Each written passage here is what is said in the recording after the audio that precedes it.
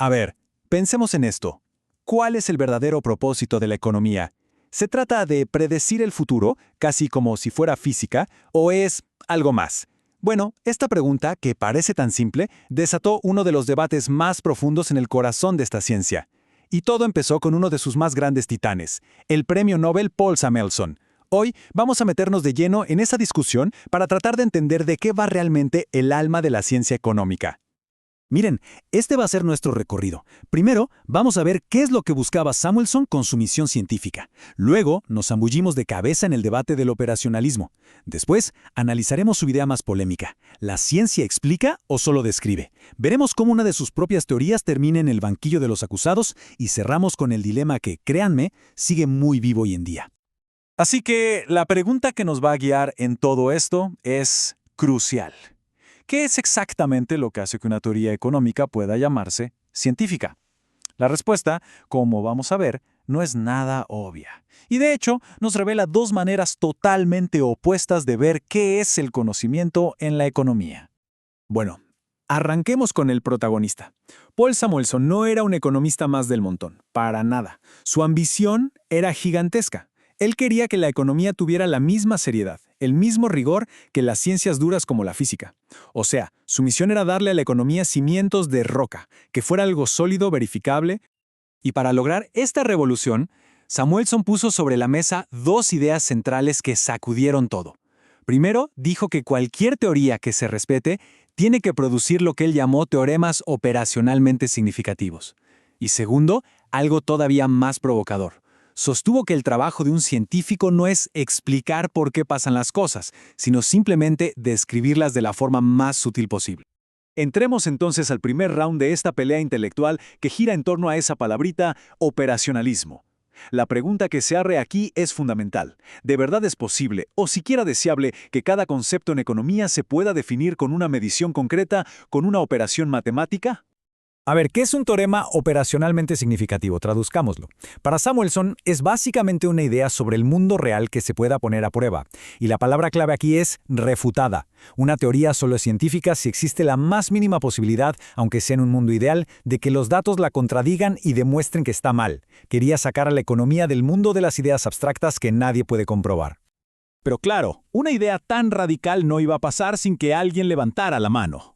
Y aquí es cuando entra en escena su gran némesis intelectual, el economista Fritz Machlup, quien desde el principio vio que este enfoque tan estricto tenía problemas, y problemas serios.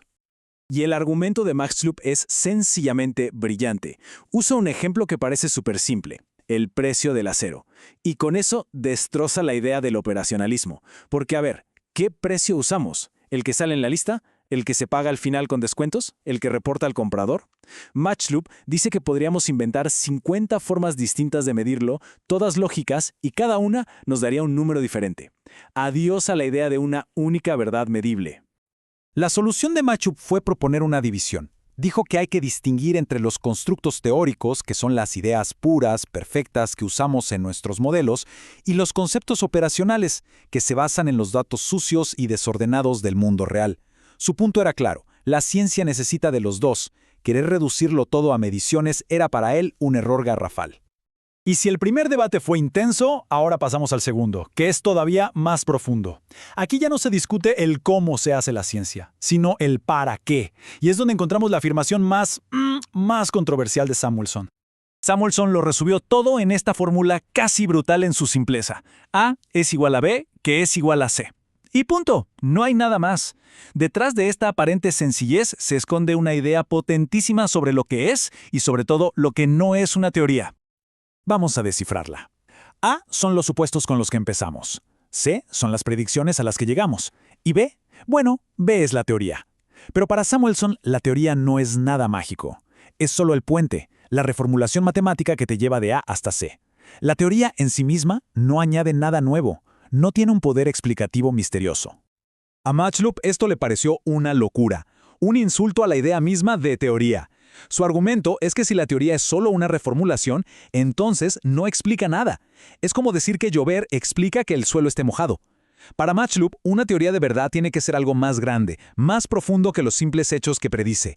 Tiene que darnos un sistema para entender. ¿Y qué creen que hizo Samuelson? ¿Se echó para atrás? Para nada. Redobló la apuesta. Dijo, miren, seamos honestos, los científicos en realidad nunca explican nada. Lo que hacen es cambiar una descripción por otra que es más útil y más general. O sea, para él el objetivo no es buscar el porqué de las cosas, sino el cómo funcionan. Bueno, todo este debate filosófico suena muy abstracto, ¿verdad? Pero tuvo consecuencias muy concretas. Y para verlas en acción, vamos a poner al propio Samuelson y una de sus teorías más famosas, la teoría de la preferencia revelada, bajo el microscopio de un crítico llamado Stanley Wang. Wang usó un método súper riguroso, casi detectivesco. Primero, trató de entender la teoría en sus propios términos. ¿Qué problema quería resolver? Segundo, la criticó desde adentro. ¿Logró sus propios objetivos? Y tercero, dio un paso atrás y se preguntó, ¿estaban bien planteados esos objetivos desde el principio? Y lo que Wang encontró es fascinante. Descubrió que el propio Samuelson se contradecía sobre para qué servía su teoría. A lo largo de los años, dijo que era tres cosas distintas. Primero, algo totalmente nuevo que se deshacía del viejo concepto de utilidad. Luego, dijo que era una forma de medir esa misma utilidad. Y al final, que era básicamente lo mismo que la teoría anterior. Como Wang demostró, no podía hacer las tres cosas a la vez.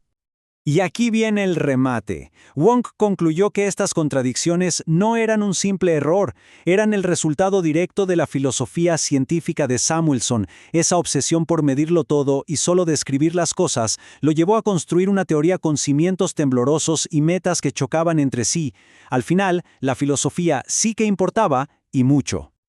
Y todo esto nos trae a la gran conclusión, a la tensión que sigue en el corazón de la economía. Nos deja frente a dos visiones del mundo, dos formas completamente distintas de entender qué debería ser y a qué debería aspirar esta ciencia. Al final del día, el dilema es este. Por un lado, está el camino de Samuelson, ver la teoría como una caja de herramientas para predecir, enfocada en lo que se puede medir. Por el otro, el camino de Matchloop, ver la teoría como un gran mapa para entender el mundo, que busca una comprensión profunda, aunque eso signifique usar conceptos abstractos. ¿Predecir o comprender? Esa es la cuestión. Así que cerramos con la misma pregunta del inicio, pero ahora sabemos todo lo que hay detrás. En una ciencia que trata sobre personas con toda nuestra complejidad, ¿qué es lo que realmente buscamos en una teoría? ¿Una herramienta precisa para predecir lo que haremos? ¿O un marco que nos ayude a comprender por qué lo hacemos? Este dilema, créanme, sigue definiendo el alma de la economía.